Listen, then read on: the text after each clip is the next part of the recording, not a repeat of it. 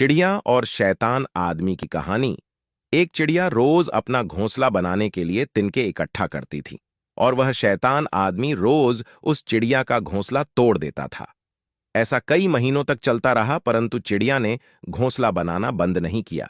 लेकिन उस शैतान आदमी ने आखिर तक हार कर चिड़िया का घोंसला तोड़ना बंद कर दिया और फिर कुछ ही दिनों में चिड़िया ने अपने घोंसले में अंडे दिए, जिनमें से प्यारे प्यारे चिड़िया के बच्चे बाहर आए।